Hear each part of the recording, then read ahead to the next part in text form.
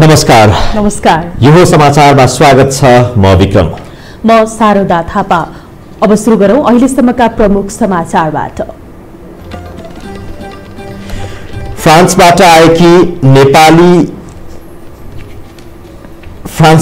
Nepali युवतीलाई corona संक्रमण 25 जना भन्दा बढी जम्मा हुन नपाउने नियम स्वास्थ्य मन्त्रीले नै गरे उल्लङ्घन।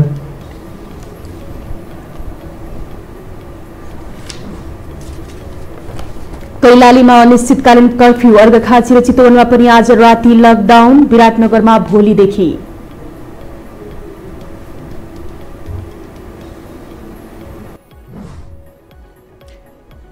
काठमाडौँमा साना सवारी साधनले यात्रु पाएनन्, सडकपेटीमा व्यापार बन्देज नलगाउन साना व्यापारीको माग।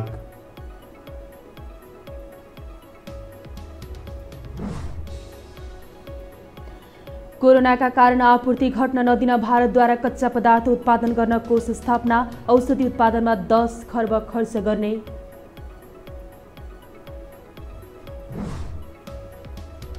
र आफ्नो माथत रहेका भौतिक संरचनालाई क्वारेन्टाइन बनाउन दिन राखेपको निर्णय, दशरथ रङ्गशालालाई पनि प्रयोग गर्न सकिने।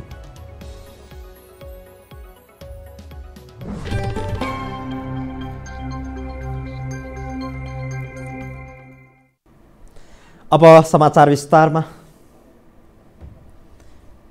फ्रान्सबाट केही दिन अघि नेपाल आएकी एक युवतीमा कोरोना भाइरसको संक्रमण भएको पुष्टि भएको छ।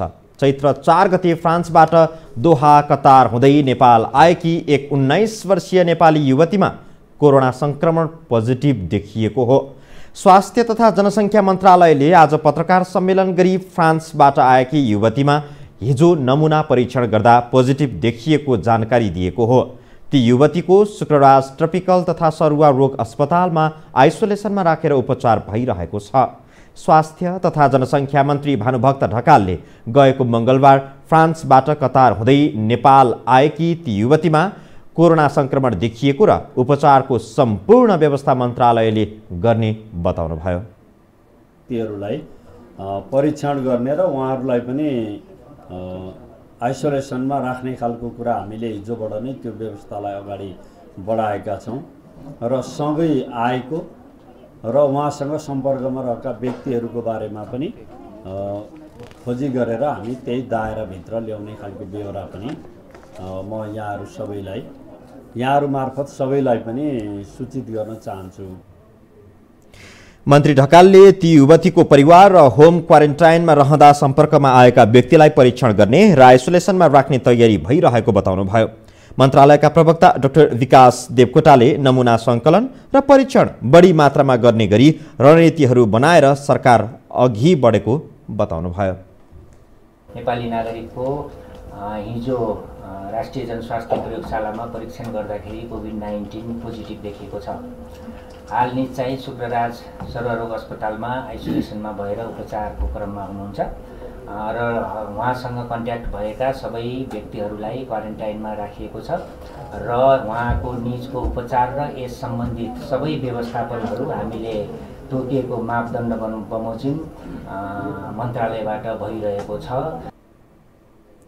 यसअघि चीनबाट नेपाल आएका एकजनामा कोरोनाको संक्रमण देखिएको थियो। वुहानबाट आएका ती व्यक्ति 10 दिनको उपचारपछि डिस्चार्ज भएका थिए। टेकुमा अहिलेसम्म 600 भन्दा बढीको स्वास्थ्य परीक्षण गरिएको छ। सरकारले केही दिन अघि मात्रै 25 जना भन्दा बढी भेला हुन नदिने निर्देशन जारी गर्यो, तर सोही निर्देशन सरकार आफैले उल्लङ्घन गरेको छ। कोरोना संक्रमितको विषयमा जानकारी दिन स्वास्थ्य मन्त्रालयले आज आयोजना गरेको कार्यक्रममा 50 भन्दा बढी व्यक्ति सहभागी भएका थिए। यो नियम सरकार आफैले पालना गर्नबाट चुकेको छ।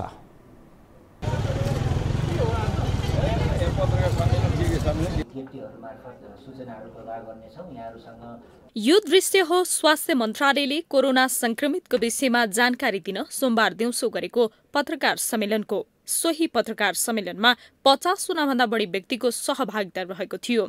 सरकारले केही दिन अघि मात्रै कोरोना संक्रमण रोकथामका लागि भन्दै 25 जनाभन्दा बढी भेला नहुन र भीड़भाड़ भएको स्थानमा नजान आम नागरिकलाई निर्देशन समेत दियो। तर सरकार आफैले पत्रकार सम्मेलन गरी 50 जनाभन्दा बढी मानिस भेला गर्यो। नेपालमा कोरोना संक्रमित देखिएको उच्च जोखिमपूर्ण अवस्थामा सरकारले धेरै व्यक्तिहरूको सहभागितामा पत्रकार सम्मेलन गरेपछि आम नागरिकले यसको चर्को आलोचना गरेका छन्। फेसबुकमा राधा पौडेल लेख्छिन्, यसरी यात्रा गर्नु पर्दैन, मन्त्रालयको पेजबाट लाइभ गरिदिए पुग्छ। मन्त्रालयका केही आधिकारिक व्यक्ति गए पुग्छ। 1 देखि 4 भन्दा बढी कतै कुनै पनि देशमा देखिएको छैन। उपद्रो जति हामी कहाँ नै किन होला? सरकार र पत्रकार मोडल बन्नुपर्छ सर्वसाधारणलाई। त्यसैगरी फेसबुकमै नरेन्द्र खड्का लेख्छन्, 25 जना भन्दा बढी भिडभाड नगरौं भनेर राज्य आफै उर्दी जारी गर्छ र आफै उल्लङ्घन। यो तरिकाले जनतामाझ के सन्देश जान्छ? भेडादारी तरिकाले भएन, गम्भीर बन्ने कि? हरि खनाल लेख्छन्, सरकार आफै भन्छ 25 जना भन्दा बढी भेला नहुनु। नेपाल टेलिकमको रिङटोन भन्छ 2 फिट पर बस्नु। स्वास्थ्य मन्त्रालयको पत्रकार सम्मेलनमा हेर त जात्रा। नानीदेखिको बानी कता जाओस्? सुदर्शन आचार्यको व्यङ्ग्यात्मक शैलीमा भनिएको छ 25 जना भन्दा कम जम्मा भएर गरिएको पत्रकार सम्मेलन।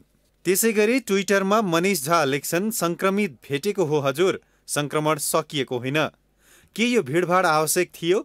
सूचना सम्प्रेषण त सरकारी संयन्त्रको सञ्चार र सामाजिक सञ्जाल मार्फत गर्दा पुग्थ्यो नि। कृपया यस्तो नगरौं न है। स्वास्थ्य मन्त्रालयको हलमा बस्ने ठाउँ नभएर पत्रकारहरू उभिएर रिपोर्टिङ गरिरहेका थिए भने मन्त्रालयकै अधिकारी पनि बस्ने ठाउँ नभएर उभिएको देखिन्थ्यो। तर पत्रकार सम्मेलनकै क्रममा स्वास्थ्य मन्त्री भानुभक्त ढकालले यस्तो खालको भेला अबदेखि नगरिने बताएका थिए। प्रेस वक्तव्य मात्रै गर्ने कि अथवा एउटा मिडियाबाट लाइभ गर्ने कि भन्ने खालको कुरा पनि हामीले छलफल गरेका थियौँ। तर यो पटकलाई चाहिँ सबै साथीहरूको बीचबाट गरौँ र यसैचोटि सूचना चाहिँ सूचित गरेर योभन्दा पछाडि चाहिँ हामीले त्यो खालको व्यवस्थापन गरौँ भन्ने राखेका छौँ। सोमबार नै संसदीय सुनुवाई समितिको बैठक पनि सिंहदरबारमै बस्यो। सोही बैठकमा पनि सरकारले तोकेको 25 जना भन्दा धेरैको जमघट थियो। नेपालमा कोरोना भाइरसको संक्रमण देखिसकेको अवस्थामा पहिलो सतर्कता सरकारले अपनाउनु पर्ने हो। तर संसदीय समिति र सरकारका अन्य बैठक जमघट सहित बसिरहेका छन्। यसबाट आम नागरिकले के सिक्ने कि नीति नियम भनेको राज्यलाई नभई नागरिकलाई मात्रै हो? भारतका विभिन्न स्थानबाट नेपाल प्रवेश गरेका नेपालीहरू क्वारेन्टाइनबाट भागेका छन्। जमुनाहा नाकामा अलपत्र परेका झण्डै 540 जनालाई बाँकी जिल्ला प्रशासन र नेपालगञ्ज उपमहानगरपालिकाले उद्धार गरेर नेपाल ल्याएको थियो। सीमा नाकामा यात्रु आवागमन रोक्ने समय 10 बजेभन्दा पहिले नाकामा आइपुगेकालाई उनीहरूको ज्वरो नापेर नगर बसबाट महेन्द्र बहुमुखी क्याम्पसमा लगिएको थियो। तर एउटै कोठामा 30-35 जना राखेको भन्दै उनीहरूले असन्तुष्टि जनाएका थिए। सानो संख्यामा रहेका सुरक्षाकर्मीलाई अटेर गर्दै उनीहरू भागेका हुन्। नेपालगञ्ज उपमहानगरपालिकाका प्रमुख धवल शमशेर जबराले पनि क्वारेन्टाइनमा राखिएकाहरू भागेको पुष्टि गर्नुभएको छ। यो समाचारमा अब थप प्रसङ्ग। जिल्ला प्रशासन कार्यालय कैलालीले अनिश्चितकालीन कर्फ्यू लगाएको छ। जिल्ला सुरक्षा समितिको बैठकले अर्को सूचना जारी नभएसम्म कैलाली जिल्लामा निषेधाज्ञा जारी गर्ने निर्णय गरेको हो। निषेधाज्ञा अवधिमा भिडभाड नगर्न जिल्ला प्रशासन कार्यालयले सबैलाई आग्रह गरेको छ। यसअघि कञ्चनपुरमा पनि सोमबार बिहानदेखि लागू हुने गरी मंगलबार निषेधाज्ञा जारी गरिएको थियो। कोरोना संक्रमणको जोखिमलाई मध्यनजर गर्दै आज रातिदेखि अर्घाखाँची जिल्ला लकडाउन हुने भएको छ। यस्तै बाहिरी जिल्लाबाट आएका सार्वजनिक सवारी साधनलाई चितवन प्रवेशमा रोक लगाइएको छ। सरकारले आज आजदेखि लामो दूरीको सार्वजनिक सवारी साधन सञ्चालनमा रोक लगाएपछि अन्य जिल्लाबाट आएका सार्वजनिक सवारी साधनलाई चितवन प्रवेशमा रोक लगाइएको हो।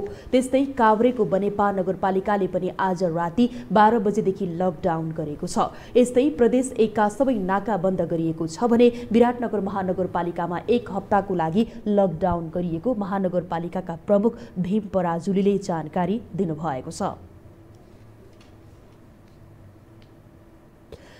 कोरोना भाइरस संक्रमणको जोखिमलाई मध्यनजर गर्दै सर्लाही जिल्ला अन्तर्गत पर्ने नेपाल भारत सीमा नाकाहरू सबै बन्द गरिएको छ। नेपाल भारत प्रवेश गर्न जिल्लाका 23 वटा नाका मध्ये मलङ्गवा र बलरानाका बाहेक 21 वटा सीमा नाका आइतबारदेखि नै चैत्र 16 गतेसम्मको लागि पूर्ण रूपमा बन्द गरिएको छ। सदरमुकाम मलङ्गवा र बलरा नाकामा भने कडा निगरानी र उच्च सतर्कता सहित आवत जावत सहज रहेको छ। सीमा नाकामा मानिसहरूको आवत जावतमा बन्देज लगाइए पनि मालभाग सवारी साधनमा भने कुनै रोक नलगाइएको प्रमुख जिल्ला अधिकारी मोहन बहादुर जेसीले जानकारी दिनुभयो। हामीले आजदेखि यही चैत्रको 16 गतेको बिहान राति चाहिँ 12 बजेसम्मको लागि चाहिँ पूर्ण रूपले त्यहाँ चाहिँ मानिसहरूको आवाज जावत हुन नपाउने गरी बन्द गरेका छौँ। तर त्यहाँ चाहिँ मालवाहक सवारी साधनहरू भने निर्बाध सञ्चालन हुनेछन्। जिल्ला सुरक्षा समितिको बैठकले विभिन्न मुख्य र अरू बस्तीसँग जोडिएका सीमा नाका आइतबारदेखि बन्द गर्ने निर्णय गरेको थियो।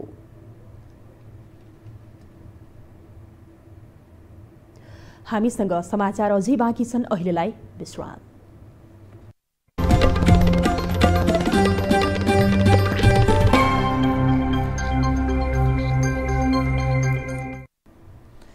विश्रामपछि स्वागत छ। अब बाँकी समाचार। कोरोना भाइरस संक्रमणको त्रासले सुनसान बनेको काठमाडौँमा यातायात आवागमन पनि न्यून देखिएको छ। दिनभर व्यस्त देखिने काठमाडौँ उपत्यकाका सडक पनि अहिले सुनसान जस्तै देखिन थालेका छन्। कोरोना संक्रमणको त्रासका कारण यात्रुले उपत्यका छाडेपछि यसको विशेष प्रभाव टेम्पोमा परेको छ। यात्रु नपाएर तेल खर्च पनि उठाउन गाह्रो परेको भन्दै टेम्पो चालकहरू निराश देखिएका हुन्। अधिकांश समय यात्रुहरू खचाखच हुने काठमाडौँका छोटो दूरीका गाडी 2-4 जना यात्रु बोकेर गुडिरहेका छन्। मानिसहरूको चापका कारण बाटो काट्न कठिन हुने काठमाडौँका व्यस्त सडकमा अहिले गाडी भन्दा पैदल यात्रुको संख्या बढी देखिन्छ।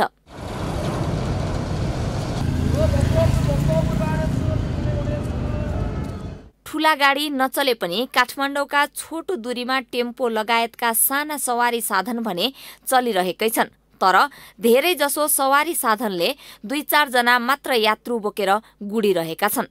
धेरै मानिसले काठमाडौँ छोडेको र यहाँ रहेकाले पनि अति आवश्यक काम नपरी बाहिर ननिस्केको कारण पनि सवारी साधन खाली भएका हुन्।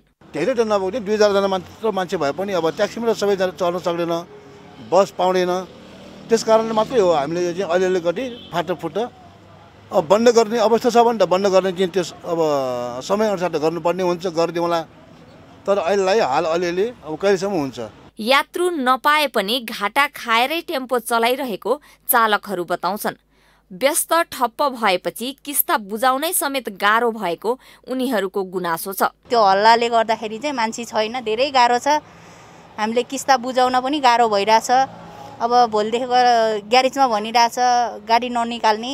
दिनभरि काम गरेर हामी बेलुका लगेर आफ्नो छोराछोरी बालबच्चालाई आफ्नो घर परिवारलाई रमाउनु पर्ने मान्छेलाई अब धेरै गाह्रो छ नि, असर धेरै परेको छ। त्यस्तो हो, हामीले ज्यानको माया नि छ भएर के गर्ने, खान त पर्यो। विश्वव्यापी रूपमा फैलिएको कोरोना संक्रमण हुन नदिन भन्दै सरकारले पनि 25 जना भन्दा बढी एकै ठाउँमा जम्मा नहुन आग्रह गरेको छ। अति आवश्यक बाहेक अन्य समयमा बाहिर ननिस्किन सरकारले गरेको आग्रहका कारण पनि मानिसहरू कमै मात्र बाहिर निस्किन थालेका छन्। यसको प्रत्यक्ष प्रभाव टेम्पो लगायतका साना सवारी साधनमा पर्नु स्वाभाविकै हो। कोरोना भाइरसका त्रासका कारण काठमाडौँ उपत्यकामा ठूला सपिङ मलदेखि सडक पेटीसम्मका व्यापार प्रभावित बनेको छ। सबैभन्दा बढी मारमा परेका छन् सडक पेटीमा व्यापार व्यवसाय गर्ने साना व्यवसायी। दिउँसो कमाएर बिहान बेलुकीको छाक टार्नुपर्ने उनीहरू सरकारले आफूहरूका लागि वैकल्पिक व्यवस्था गर्नुपर्ने बताउँछन्। कोरोना भाइरस संक्रमणको जोखिमका कारण सरकारले 25 जना भन्दा बढी मानिस भेला हुन प्रतिबन्ध लगाइसकेको छ। यति मात्रै होइन, विभिन्न जिल्ला, नगरपालिका, गाउँपालिका बिस्तारै लकडाउन भइरहेका छन्। काठमाडौँका सहर चोकहरू पनि क्रमशः सुनसान हुँदैछन्। ठूला ठूला सपिङ मलहरू त बन्द भएकै छन्। सरकारले सडक पेटीमा राखेका पसलहरू पनि हटाउन भनिरहेको छ। कोरोना भाइरसको संक्रमणको जोखिम रहन्जेल सडक पेटीमा सामान नबेच्न प्रहरीले माइकिङ पनि गरिरहेको छ। तर पनि साना व्यवसायीहरू सडक पेटीमा व्यापार गरिरहेकै छन्। जोखिमबारे जानकार भए पनि बिहान बेलुकीको छाक टार्न फुटपाथमा आउनुको विकल्प नरहेको उनीहरू बताउँछन्। सुरक्षित रहनु, सुगत सफा ठाउँमा बस्नु, घरमा बस्नु भनेको त्यो नराम्रो त होइन, एकदम राम्रो हो। त जस्तै हामी बिहान कमाएर बेलुका खानुपर्नेहरूलाई दिनभरि कमाएन भने बेलुका चुलै बल्दैन। अब यस्तैहरूलाई त अलिकति गाह्रो पर्छ नि त, समस्या पर्छ।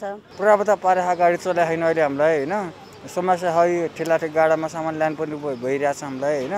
बिहानको अब खाना पनि पकाएर खानु राम्रोसँग खानु पाएन यो कोरोना भाइरसले गर्दाखेरि, त्यही भएर धेरै समस्या प्रभाव पाइरहेछ।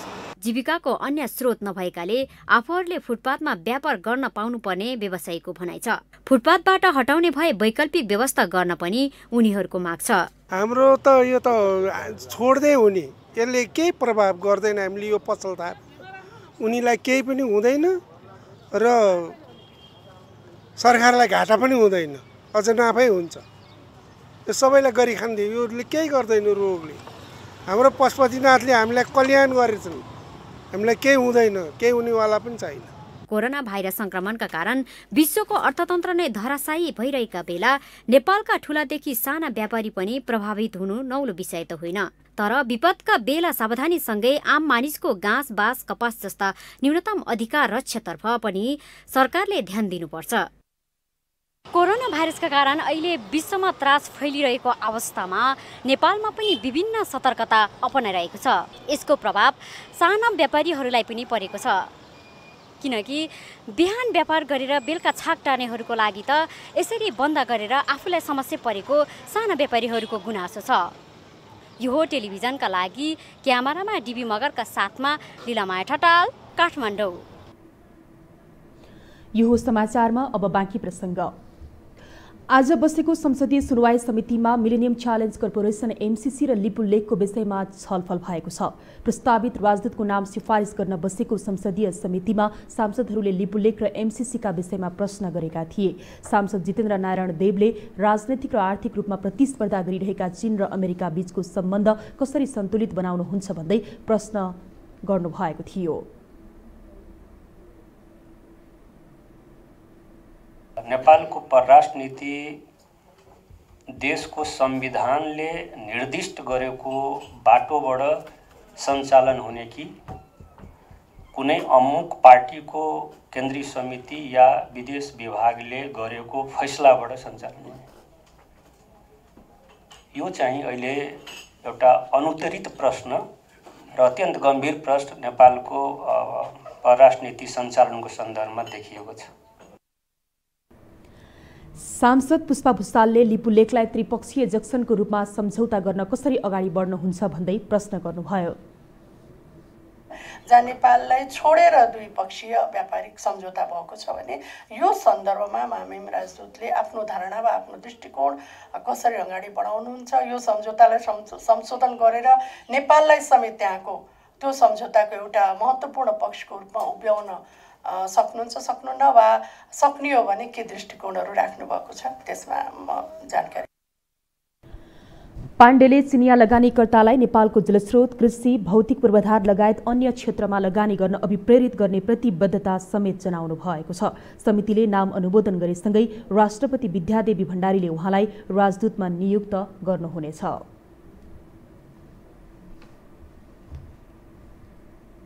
अब पालो आर्थिक समाचारको।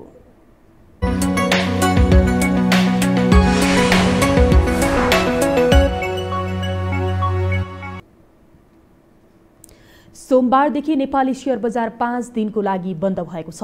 कोरोना भाइरसका कारण सबै आतंकित बनेको बेला बजार बन्द गर्नुपर्ने चौतर्फी आवाज उठेको थियो। लगानीकर्ताले पनि बजार बन्द गर्न व्यापक दबाव दिएका थिए। सोही अनुसार धितोपत्र बोर्डले विशेष अधिकार प्रयोग गरी 5 दिनको लागि बजार बन्द गर्न निर्देशन दिएको हो। यसअघि अर्थ मन्त्रालयले बोर्ड र नेप्से दुवैलाई बोलाएर समग्र अवस्थाको बारेमा जानकारी लिएको थियो। अर्थको निर्देशनपछि बोर्डले लिखित रूपमा 5 कार्यदिन बजार बन्द गर्न नेप्सेलाई निर्देशन दिएको हो। बोर्डको लिखित निर्देशनपछि नेप्सेले सोमबारबाट लागू हुने गरी 5 कार्यदिन बजार बन्द गर्नेछ।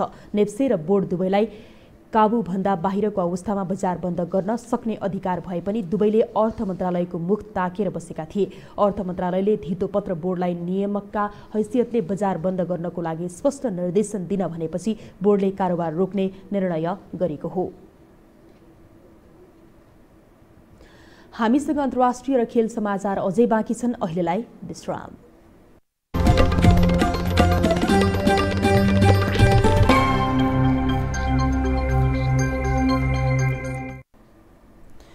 अब अन्तर्राष्ट्रिय समाचारको पालो।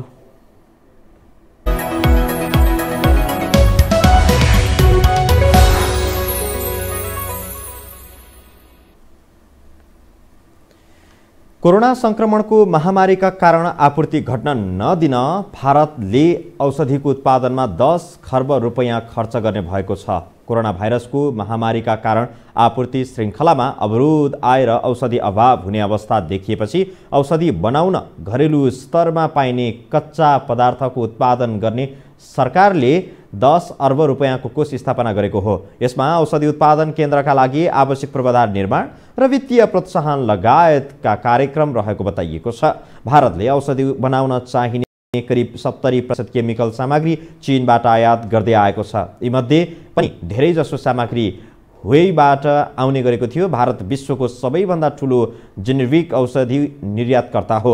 विश्वको कुल आपूर्तिमा भारतको अनुपात करिब 20% रहेको छ। भाइरसको महामारीका कारण चीनबाट आउने कच्चा पदार्थ बन्द भएपछि भारतको औषधि उत्पादन प्रभावित भएको थियो। उसले विश्व बजारमा केही औषधि र औषधि बनाउन प्रयोग हुने कच्चा पदार्थ निर्यातमा समेत रोक लगाएको थियो। कोलम्बिया स्थित जेलमा कोरोना संक्रमण सर्ने डरले भागदौड गर्ने क्रममा कैदी बीच झडप हुँदा कम्तीमा 23 जनाको मृत्यु भएको छ। कोलम्बियाको राजधानी बोगोटा स्थित ठुलो जेल ला मोडेलोमा झडप भएको हो।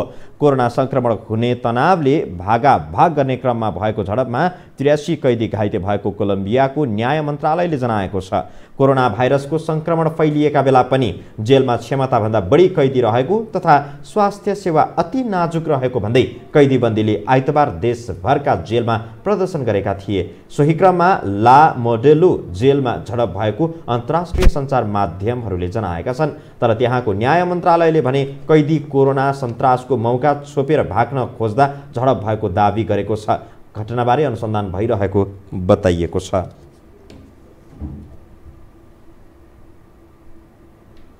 अब खेलकुद समाचार।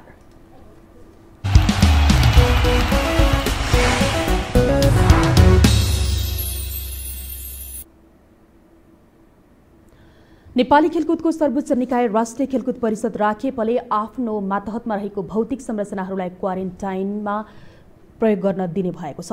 राखेपले आज प्रेस विज्ञप्ति निकाल्दै कोरोना भाइरसको महामारी विरुद्ध लड्न त्रिपुरेश्वर स्थित दशरथ रङ्गशाला सहितका भौतिक पूर्वाधारलाई आवश्यक परेको खण्डमा क्वारेन्टाइनको रूपमा प्रयोग गर्न सकिने जनाएको हो। राखेपले रङ्गशाला सहित 7 दोबाटो खेलकुद परिसर, मुलपानी क्रिकेट मैदान, कीर्तिपुरको टियु मैदान, च्यासल मैदान, सानो गौचरण लगायतका मैदान र 7 प्रदेश तथा जिल्लाका भौतिक पूर्वाधारलाई क्वारेन्टाइनको रूपमा प्रयोग गर्न सकिने जनाएको छ। चीनबाट फैलिएको कोरोना भाइरसलाई मध्यनजर गर्दै राखेपले यसअघि 1 हप्ता सम्पूर्ण खेलकुद गतिविधि बन्द गर्ने निर्णय गरेको थियो। यस्तै सरकारले वैशाख 18 गतेसम्मको लागि रङ्गशाला सहित सबै खेल स्थल बन्द गर्ने निर्णय गरेको थियो।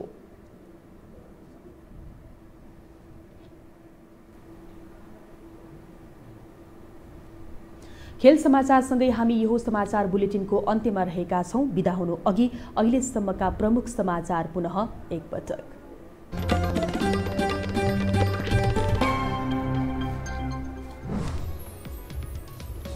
फ्रान्सबाट आएकी नेपाली युवतीलाई कोरोना संक्रमण, 25 जना भन्दा बढी जम्मा हुन नपाउने नियम स्वास्थ्य मन्त्रीले नै गरे उल्लङ्घन।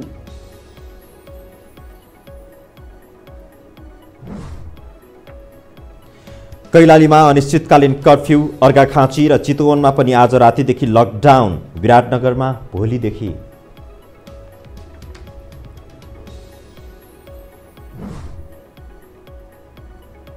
काठमाडौँमा साना सवारी साधनले यात्रु पाएनन्, सडक पेटीमा व्यापार बन्देज नलगाउन साना व्यापारीहरूको माग।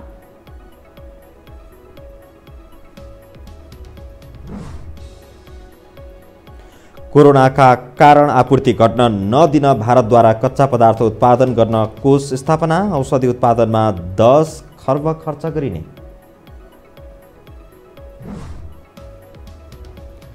र आफ्नो मातहत रहेका भौतिक संरचनालाई क्वारेन्टाइन बनाउन दिन राखेपको निर्णय, दशरथ रङ्गशालालाई पनि प्रयोग गर्न सकिने।